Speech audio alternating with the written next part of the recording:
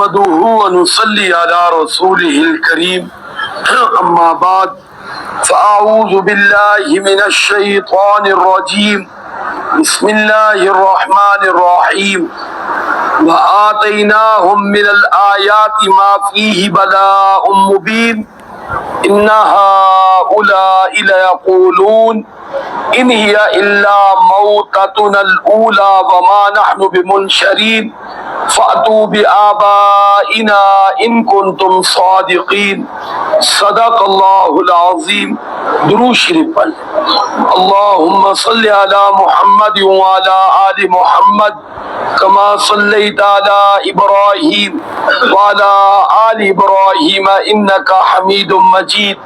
اللهم بارك على محمد وعلى آل محمد كما باركت على إبراهيم وعلى آل إبراهيم إنك حميد مجيد.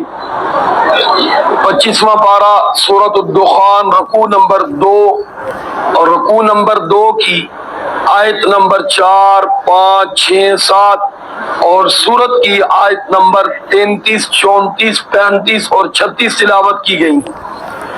اس کے اندر مشرکین مکہ کا سوال اور ان کو جواب، اور آج کی تلاوت کردہ پہلی آیت میں فرمایا وَآتَيْنَاهُم مِّنَ الْآيَاتِ مَا فِيهِ بَلَاءٌ مُبِينٌ. کل کے سبق میں بنی اسرائیل کا ذکر ہوا تھا. فرمایا ہم نے بنی اسرائیل کو بہت سی اپنی نشانیوں میں سے نشانیاں دی. جو نبی کا معجزہ ہوتا ہے وہ اللہ کی قدرت کی نشانی ہوا کرتی ہے. ولی کی جو کرامت ہوتی ہے وہ بھی اللہ کی قدرت کی نشانی ہوا کرتی ہے. اور کافر کے ہاتھ پر بھی یاد رکھنا ایسی چیز ظاہر ہوتی ہے بعض دفعہ جو نبی اور ولی کے ہاتھ پر ہوتی ہے اس کو استدراج کہتی ہے. کیا کہتے بولو بھائی، یہ آپ ذہن میں رکھیں. کافر کے ہاتھ پر بھی ظاہر ہو جاتی ہے. اس لیے تو صرف وہ چیز دیکھ کر عقیدت نہیں کر دی، اس کا عمل بھی دیکھ لے. اس کا عمل بھی دیکھ لے. جس طرح کوئی شخص خواب دیکھتا ہے تو تعبیر بتانے والا خواب سن کر تعبیر نہیں صرف بتاتا، وہ کہتا ہے کس نے دیکھا ہے. یہ بھی ذہن میں رکھیں، کیونکہ وہ دیکھنے والوں کو بھی دیکھتا ہے کہ آیا یہ خواب دیکھ بھی سکتا ہے یا نہیں دیکھ سکتا، اور اگر اس نے دیکھا ہے اس کا عمل کیسا ہے. اب بالفرض ایک کافر آدمی وہ خواب دیکھے جی وہ جنت میں پھر رہا ہے، تو بتاؤ کافر جنت میں جا سکتا ہے؟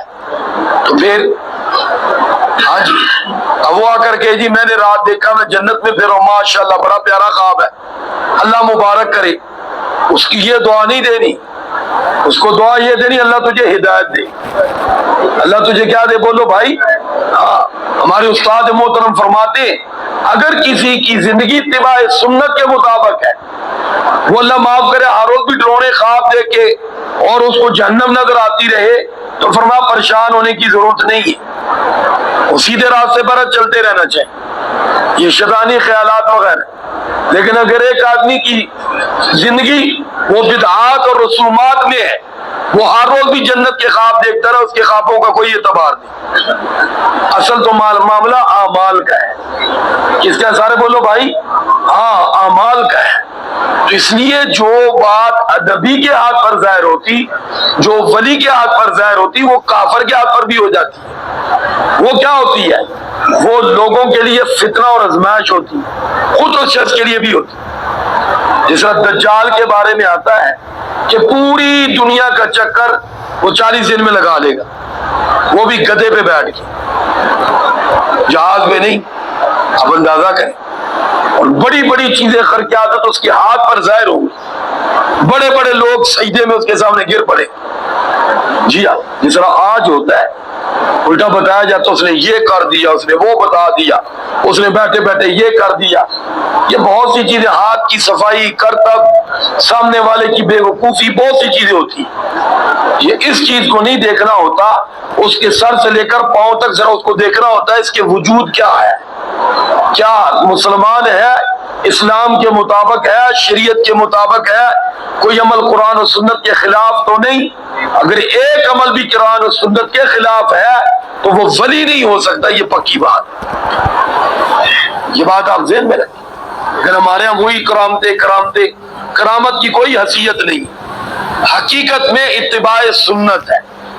سارے بولو اتباع سنت ہے، کیونکہ کرامت یہ خود ولی کا کمال نہیں ہوتا، یہ تو اللہ تعالیٰ کی اپنی منشا ہوتی۔ بعض دفعہ ولی کے لیے بھی وہی ازمائش بن جاتی، وہ کرامت کی ازمائش بن جاتی، وہ اسی کرامت کو لے کے بیٹھ جاتے، وہ کہتا بس میں پہنچ گیا، وہ پہنچا نہیں ہوتا، فیل ہو چکا ہوتا۔ جب وہ کہتا میں یہ کر دیا، تو بہرحال اللہ رب العزت فرماتے ہم نے بہت سے ان کو نشانیاں دی، اور وہ نشانیاں کیا بن گئی؟ اللہ رب العزت فرماتے ہیں بلاء مبین، ان کے لیے بڑی آزمائش بن گئی، کوئی ان کے لیے آزمائش بن گئی۔ بعض لوگوں کی نماز روزہ وہ نیکی اس کی دور اسی تک ہوتی ہے، وہ تھوڑا سا ذرا وہ جھلک نظر آ جائے بس وہیں بیٹھ جاتے۔ یا ایک نمازی تھے، بزرگ تھے، وہ مجھے خواب سنانے لگے، اور بڑا لمبا خواب تھا، کہنے لگے بات اس تو بعد ان کسی چیز کی لوڑ نہیں رہی، بس وہ وہیں تک ہے۔ یہ کیا بات ہوئی ہے؟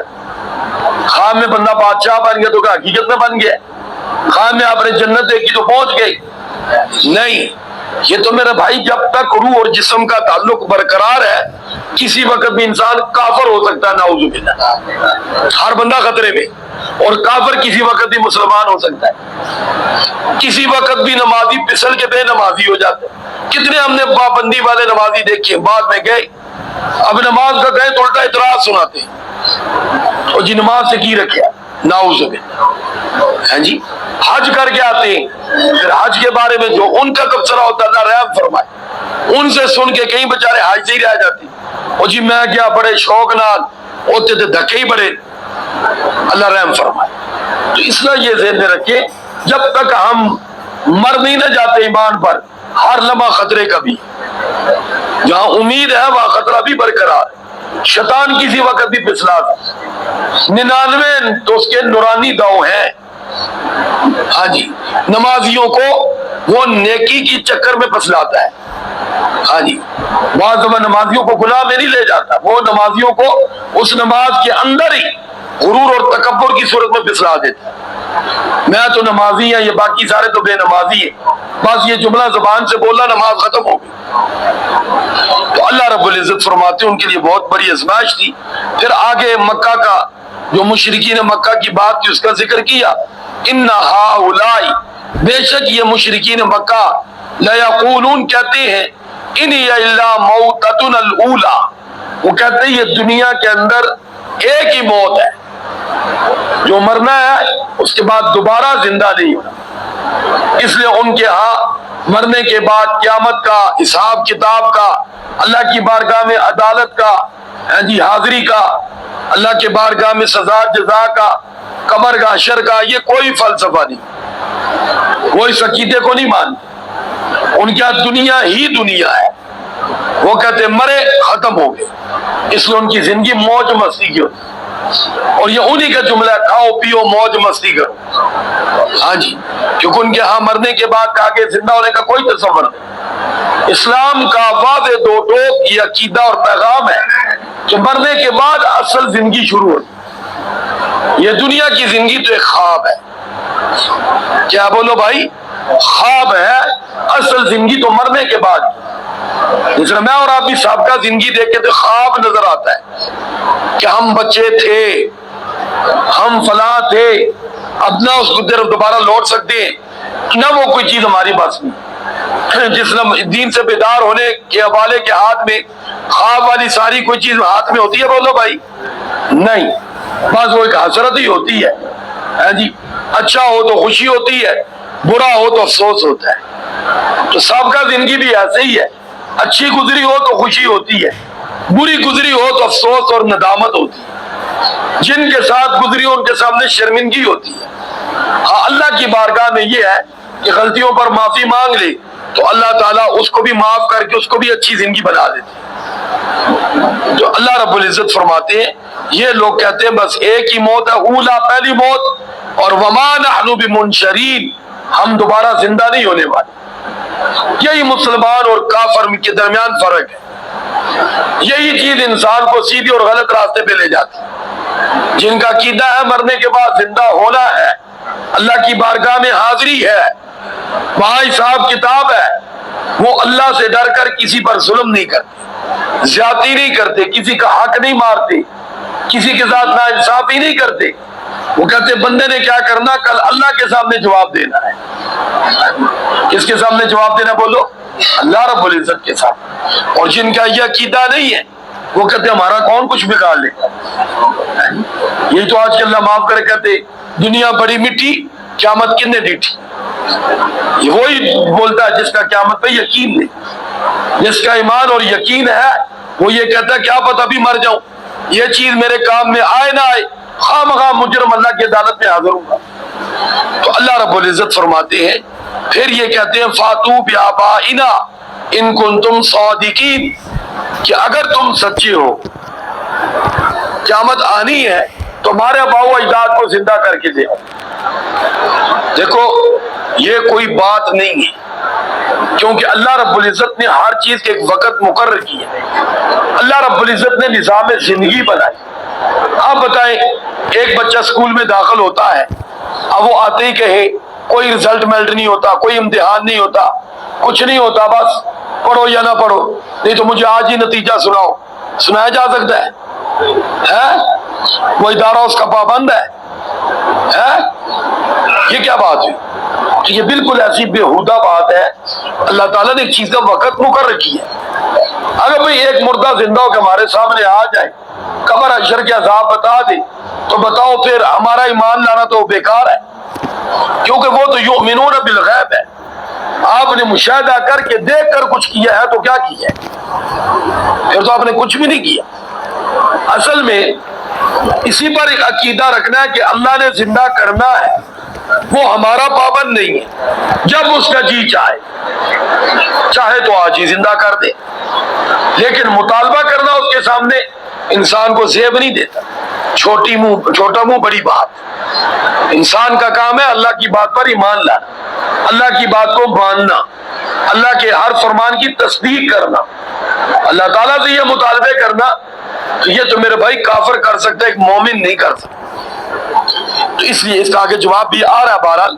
تو فرمایا کہ فاتو بآبائنا ان کنتم صادقین، یہ کہتے ہیں لیاؤ ہمارے آباء و اجداد کو زندہ کر کے۔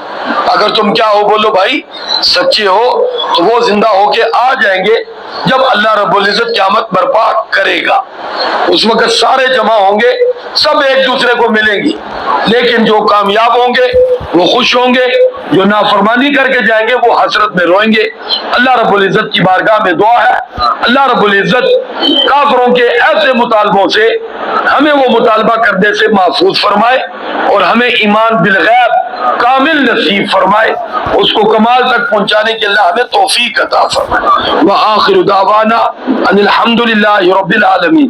درود شریف اللہم صلی علی محمد وعلی آل محمد کما صلیت علی ابراہیم وعلی آل ابراہیم انک حمید مجید۔ اللہم بارک علی محمد وعلی آل محمد کما بارکت علی ابراہیم وعلی آل ابراہیم انک حمید مجید۔ لا الہ الا اللہ محمد رسول اللہ صلی اللہ علیہ وسلم۔